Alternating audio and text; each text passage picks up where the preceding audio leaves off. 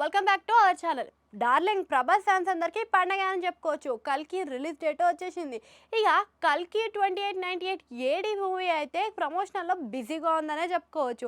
అయితే ఆ సినిమా ప్రమోషన్ల కోసం ప్రభాస్ మస్తు బిజీగానే కనిపిస్తుంది అనుకోవచ్చు. ఇక బుధవారము మన రామోజీ ఫిలిం సిటీ వేదికగా ఈయన ఒక ప్రమోషనల్ అయితే చేయడం జరిగింది సినిమాకి సంబంధించి. అయితే ఈ ప్రమోషన్లో సినిమా థీమ్కి తగ్గట్టు అవతారంలో కూడా మనకు కనిపించిండు. ఆ అవతారంలో ఆడపిల్లలందరూ ఫిదా అయిపోయారు మన ప్రభాస్కి. అంతేకాకుండా సినిమాలో మంచి క్యారెక్టర్ అయిన బుజ్జి అనే ఒక రోబోటిక్ కార్ని కూడా మనకి ఇందులో పరిచయం చేసిండనమాట. దాని మీద ఇక ఆసక్తి పెరిగిపోయింది మన అభిమానులందరికీ. అంతేకాకుండా ఈ ఈవెంట్కి యాంకరింగ్ చేసింది ఎవరో తెలుసా? మన సుమక్క. అయితే సుమక్క ఎప్పట్లాగానే తన కామెడీ టైమింగ్తో అందరినీ నవ్వించింది, ఆట పట్టించింది. ఇక గీ ముచ్చట్లోనే ఇక అట్లని ఇట్లని చెప్పేసి ప్రభాస్కి పెళ్లి ముచ్చట తీసిందనమాట.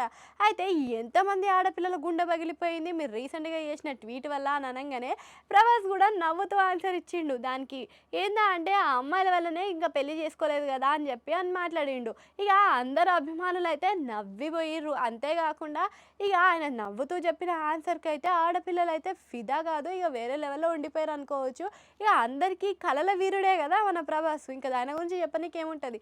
ఇక అంతేకాకుండా ఇక డైరెక్టర్ విషయానికి వస్తే నాగ్ అశ్విన్, అంతేకాకుండా ప్రభాస్తో పాటు చిత్ర బృందం అందరూ కూడా వచ్చిరంట.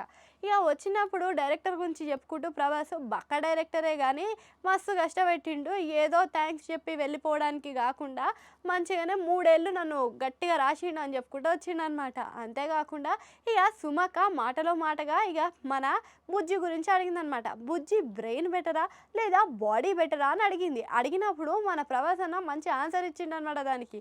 ఏందా అంటే బుజ్జి ఇంతే ఉంది కానీ నా బ్రెయిన్ తినేసింది, సో అలాంటప్పుడు నాకు బుజ్జి బ్రెయిన్ కన్నా నాకు బుజ్జి బాడీయే బాగా నచ్చింది, బుజ్జి మంచిగా ఉంటుంది అని చెప్పిండనమాట.